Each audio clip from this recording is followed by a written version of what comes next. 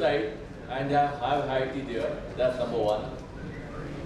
For banquet dinner, people who have got their own vehicle, they are most welcome to go to the status club. There will be people guiding you where to go. Otherwise, a bus, a small bus, a luxury small bus will be there, which will leave the landmark lobby at the landmark parking at 7:45 p.m. so that 8 o'clock we can reach there, and it will take a couple of turns if need arises. It's not very far, it's hardly 3 kilometers from here, and it will fetch you back to landmark again. Your tag is your pass to the banquet. This name tag, because most of the people we know each other, but still if there's any doubt, your name tag is your ID, you must wear one. Number 3, we are clubbing both the sessions of cases together. So Dr. Rastogi, Amit Rastogi from Banaras and Dr. K.T. Tripathi from Allahabad, they will together hold the session, and Dr. Mahalingam will present a couple of his cases there. I request him. So there will be 6 cases and with panel discussions after this lecture. Any questions about this? And banquet dinner you must not miss. It's a good musical program where you can really chill out and be prepared for tomorrow. And the last announcement, tomorrow we start 8:30 sharp from here with a live TKR surgery which Dr. Anil Arora will show. And I can tell you he's again a master teacher like Dr. Vijay Bose. So people who want to do knee, they must see that. In afternoon I hope to show an attune knee. It's one of my favorite things. In fact, at the moment there are 3 patients which I have done in the last 2 days. So again, just why I think it's good knee, I'll be showing, demonstrating that knee if time permits. So we go on to the lecture and see you in the night. Breakfast will be here from 7:30 onwards in this hotel, Landmark.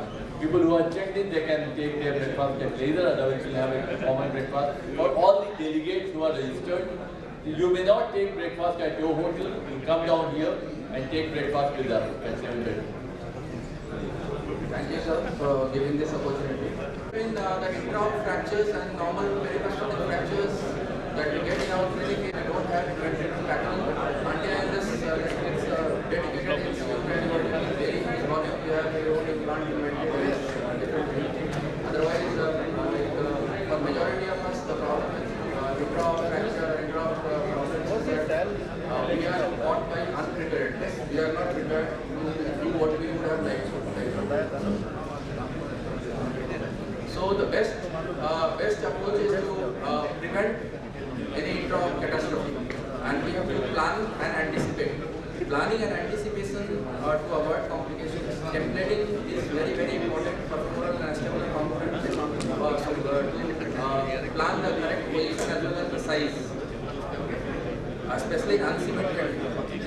Anticipating difficulties in special cases like ankylosing spondylitis, reduction or difficulty in acetabular reading when it's a completely fused.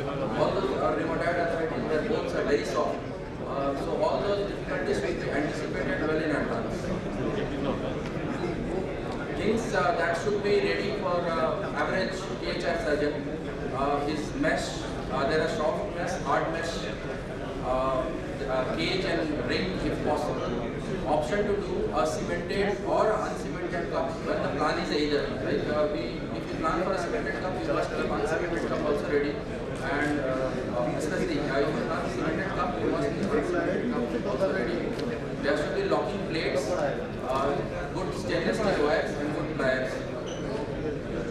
Now the problems of intra fractures can occur during dislocation. Difficult dislocation is expected in ankylosing spondylitis, where there is a fibrous or polyankylosis. There can be difficulty in dislocation because of circumferential acetabular osteophytes, which cause a bottleneck type of appearance, and they pose a problem in dislocation. There can be a chance of fracture and dislocation in rheumatoid arthritis because of very soft bones. The fracture that may occur is either a shaft fracture, it can be a peritrochanted fracture or a calcar fracture. So where we expect difficult dislocation, it's better to do a primary neck osteotomy and then take out the head rather than try to dislocate. Now fractures that we may get during dislocation itself or during relocation. The same fractures we can get during relocation also. In shaft fractures, we should have plate ready. If calcar or medial buttress has breaks, then we should try to wire it. If there is a fracture in proximal femur, and if we have inventory ready, we should be using a longer distally fixing uncemented stems. We should keep standard stems and backup even if we are doing a proximal fixing stems like metaphysical fixing stems like meta or proximal. And we should try to shift to a longer uncemented stem. Even if like if we are doing a cemented stem, we should be able to shift to a longer uncemented stem if there is a proximal fracture. Fractures can occur during acetabular preparation, especially during avascular necrosis. Avascular necrosis several times it affects the acetabulum. We like that to think that it's only the leg is affected. The acetabulum becomes unusually soft, and there are several times perforations in the floor while acetabular preparation while reaming, and there can be wall blowouts. Sometimes posterior wall is blown out because of excessive reaming, or a steelman which gives a torque and then blows out the wall. Sometimes anterior wall is blown out if the anterior capsule is very tight and we try to put a Homer anteriorly. So in those cases, if the anterior capsule is very tight, we should do anterior capsular release to be able to put the anterior Homer. Now selection of acetabular component is very important because there are a lot of fractures which occur during putting the acetabular components or the femoral components, especially in uncemented stems. So during trials, our target should be to put the largest acetabular with 45 degrees of horizontal bending. The medial boundary of the lateral wall of the image should be the porous tear. And the lower boundary of the cup should be the bilateral line. It should not cross the transverse acetabular ligament. And full coverage of the acetabular joint should be targeted. Socket preparation, cancellous surface should be exposed wherever possible, with the exception of medial wall. Sequential reaming should be done, and we should avoid over reaming. During cup impaction, there are acetabular fractures several times it's unrecognized, and it's common with oversized uncemented cup. There may be a floor fracture or a wall fracture, and it's difficult to detect radiologically several times. Now, periprosthetic fractures of acetabulum during arthroplasty, in vitro studies show that under reaming, or that is oversized in cup, a 4 mm gave a 50% fracture rate, mostly peripheral fracture rate. Now, the treatment of we have to assess whether the stability, whether the column integrity is there or not, bone stock is there or not. If still after fracture it is stable, we can put a delayed weight bearing weight for the bone to heal. And if it is absolutely unstable, we have to change the cup. Management of acetabular discontinuity, which would have occurred either during reaming or during impaction of the uncemented acetabular cup. For flow disruption in cemented cups, when we are planning to use a cemented cup and the floor has like it has been perforated, it can occur during avascular necrosis where the floor is really soft. Sometimes it happens in Cawnpore, Malaysia, I think it's called Malaysia, where vitamin D deficiency is there, and suddenly like when you are reaming, you will see the cartilage is there, and you just drink, the cartilage will disappear and there is perforation. You got a feeling that there is no bone in the floor. So for floor disruption, we can use a mesh with bone graft and then again cement the cup. We can use when we are planning uncemented cup and there is a perforation in the floor, we can use the same. So we can still go ahead and use the uncemented cup, because uncemented cup follows the principle of ring fade. Even if the floor is perforated slightly, it doesn't matter, and gradually we have seen in Excel that bone overgrows that perforation in an uncemented cup. If there is a wall perforation, we have to use jumbo cups. Now, jumbo cups are the same uncemented cups which are higher in size. If you are using, you would have used maybe 52 cup, and then there is a perforation, there is a breakage of posterior wall, for example. Then jumbo cup will be somewhat around 8 size higher. Like you will have to use a 60 size, same uncemented 60 size cup and try to fix it with the columns instead of the wall. And we have to use cages in extreme cases, burst rider cages, where the column disruption also takes place.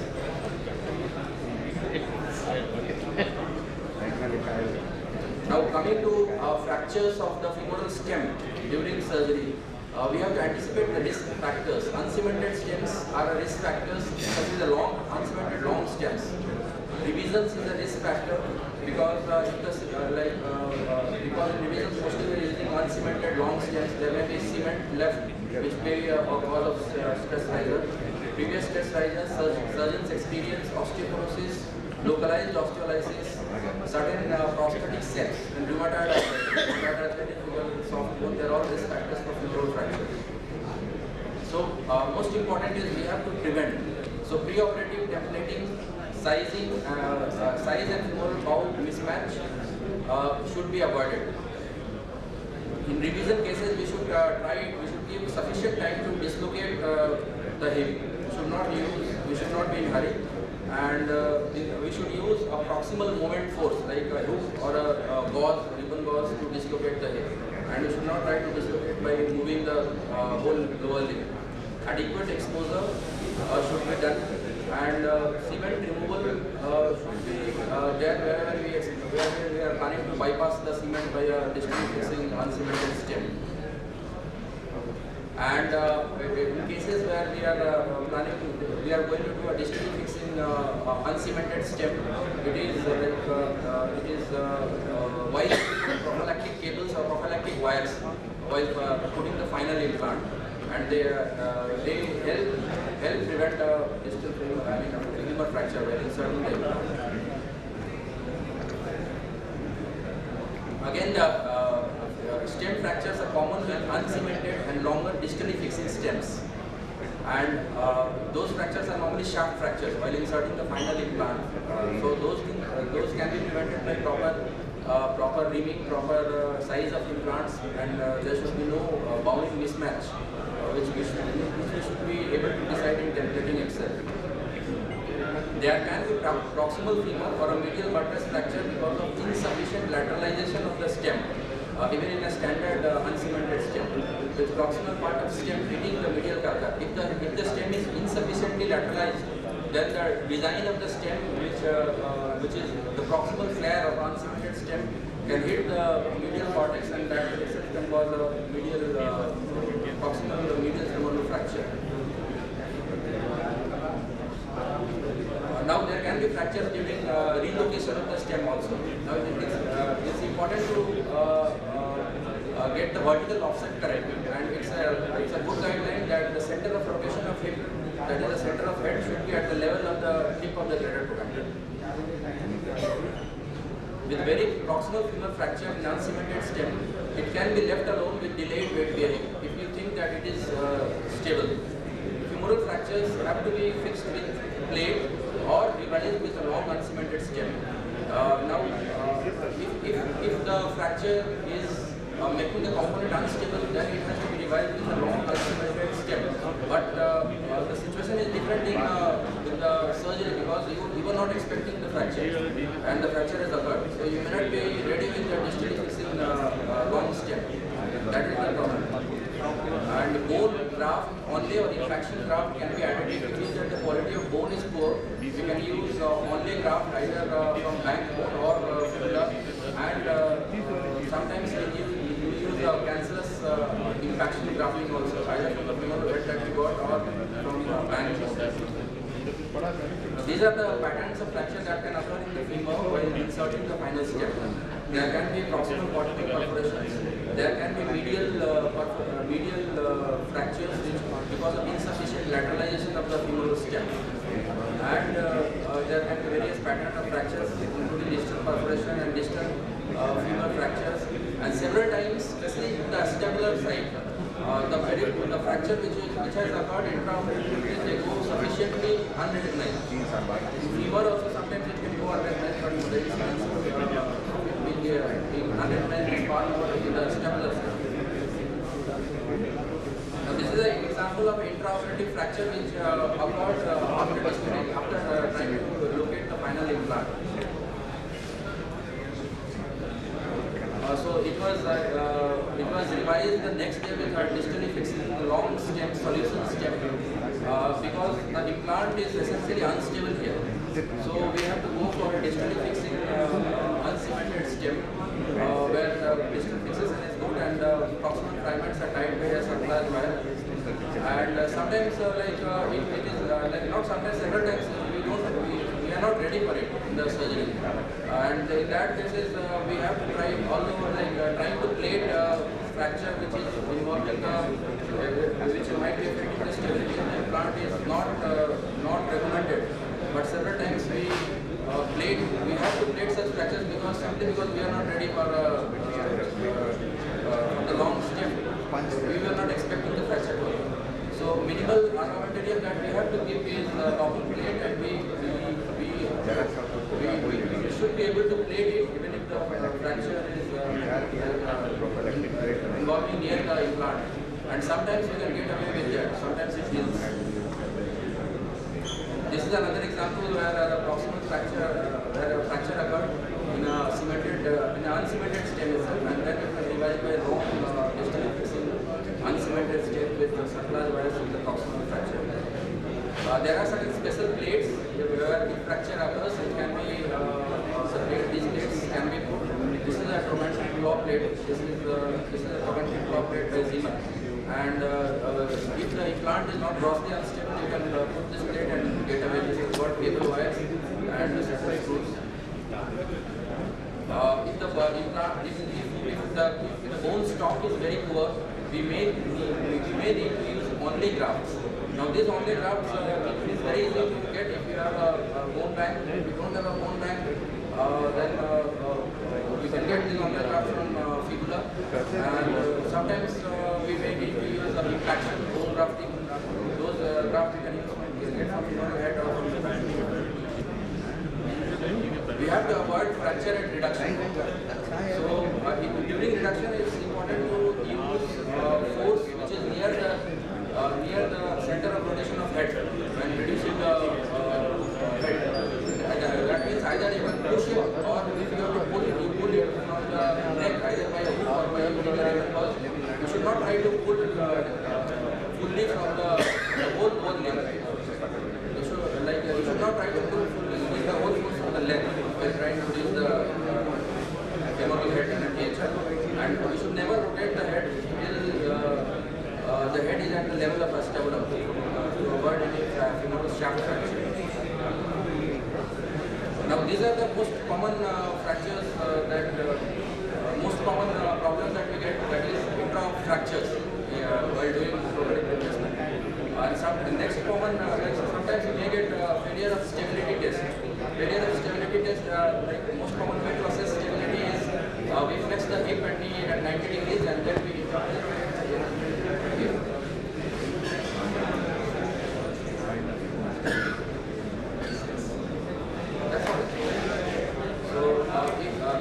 fix the hip and knee to 90 degrees in posterior approach, and we internally rotate the hip. If the hip dislocates before 30 degrees of internal rotation, then the hip might be affected, the hip is unstable. And if it sustains 30 degrees of internal rotation with 90 degrees of flexion, then it is generally stable. And that's all.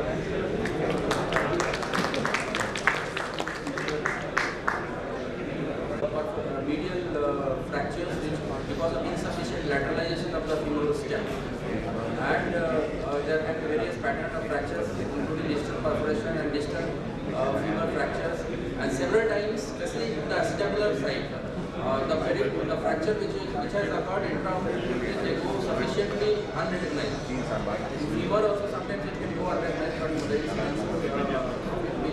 being unrecognized is far more in the acetabular side. Now this is an example of intraoperative fracture which occurred after trying to locate the final implant. So it was revised the next day with distally fixing the long stem solution stem because the implant is essentially unstable here. So we have to go for a distally fixing uncemented stem where the distal fixation is good and proximal fragments are tied by a surplus wire. And sometimes it is not sometimes, several times we are not ready for it in the surgery. And in that cases we have to try, although trying to plate fracture which is involving which might be affecting the stability of the implant is not recommended. But several times we have to plate such fractures simply because we are not ready for the long step. We were not expecting the fracture to occur. So minimal armamentarium that we have to give is copper plate, and we should be able to plate it even if the fracture is involving near the implant. And sometimes we can get away with that. Sometimes it heals. This is another example where a proximal fracture, where a fracture occurred in a uncemented stem itself, and then it was divided by long distance fixing uncemented stem with circular wires in the proximal fracture. There are certain special plates where if fracture occurs, it can be separate. These plates can be put. This is a traumatic claw plate. This is a traumatic claw plate by Zimmer. And if the implant is not grossly unstable, you can put this plate and get away. This is got cable wires and certain screws. If the bone stock is very poor, we may need to use only grafts. Now these only grafts it is very easy to get if you have a bone bank. If you don't have a bone bank, then we can get these only grafts from fibula. And sometimes we may need to use a retraction, bone grafting. Those grafts you can get from your head or from the back. We have to avoid fracture at reduction. So during reduction, it is important to use force which is near the center of rotation of head when reducing the head. That means either you can push it, or if you have to pull it, you pull it from the neck either by a hook or by a finger. You should not try to pull fully from the whole leg. You should not try to pull fully the whole force from the leg while trying to reduce the femoral head in a THR. And we should never rotate the head till the head is at the level of a sternum to avoid any femoral shaft fracture. Now these are the most common fractures most common problems that we get, that is intra-fractures while doing robotic replacement. And the next common, sometimes you may get failure of stability test. Failure of stability test, like the most common way to assess stability is we flex the hip and knee at 90 degrees and then we flex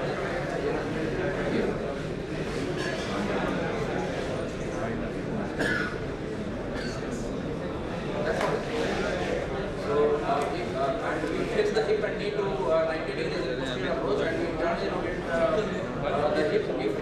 If the hip dislocates before 30 degrees of internal rotation, then the hip might be unstable. And if it sustains 30 degrees of internal rotation, 90 degrees of flexion, then it is generally stable. And that's all.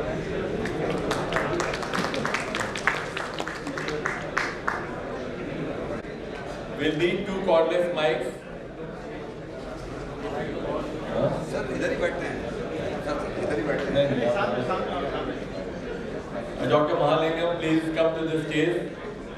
Dr. Yadav, please come to the stage.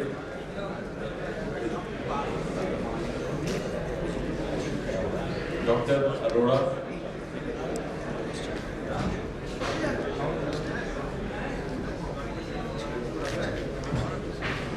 Dr. Naresh Chan, please come to the stage.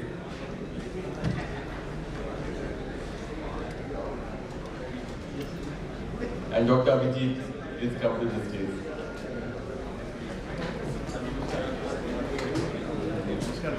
This session we are going to have cases.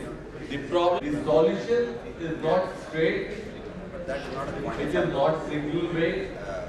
There can be many ways, many ideas, many innovations which can lead to solutions. So the whole session will be now in the hands of Dr. K.D. Tripathi. He is a teacher of mine in Safdarjung Hospital. He was senior to me. When I joined senior residency, मेरे से senior था, मुझे सिखाता था सब. एक साल बाद में ज्वाइन किया है सिखाने का। 8 years continuously, and this show is growing faster than the arthroplasty industry in the UP. And I hope that when we reach the Cawnpore arthroplasty show, it should be done somewhere outside the UP, and it should be a big show of the North India. I think with that is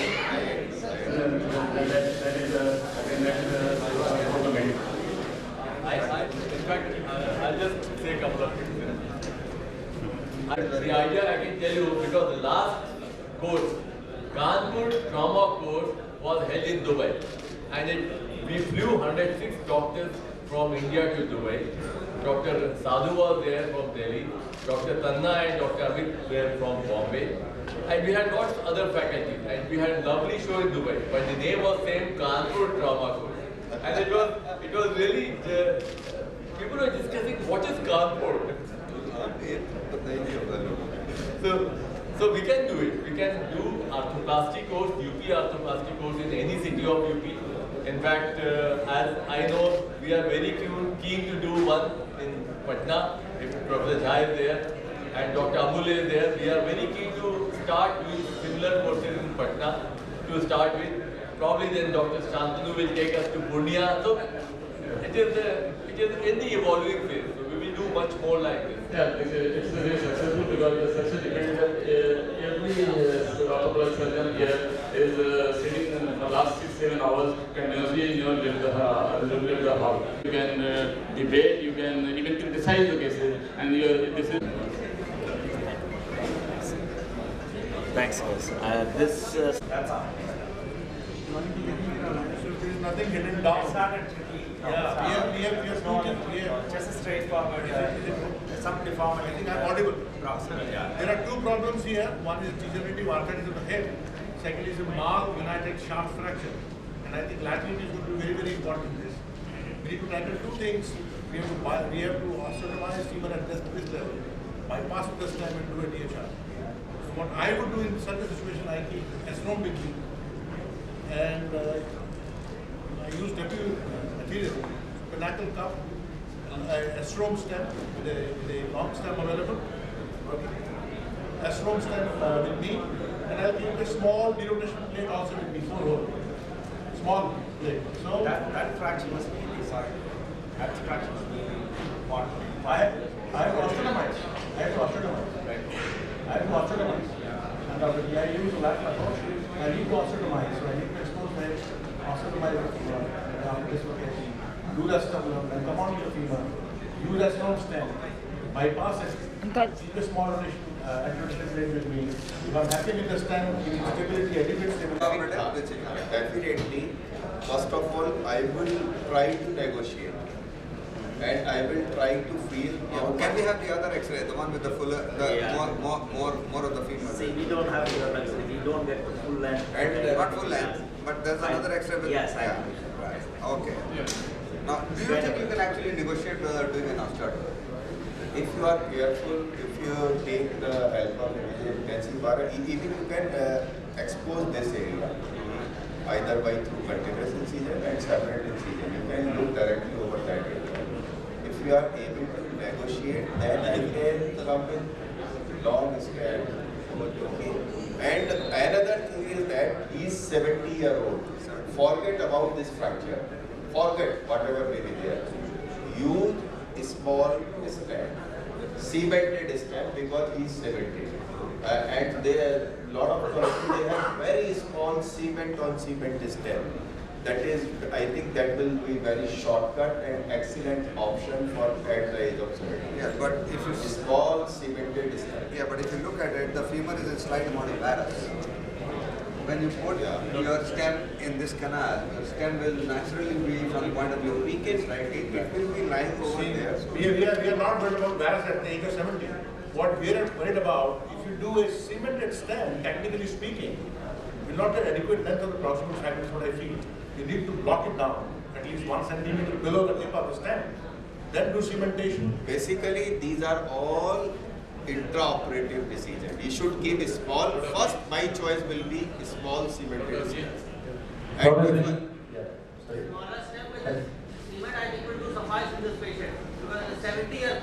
Yeah. That will be my first choice. Then I will try.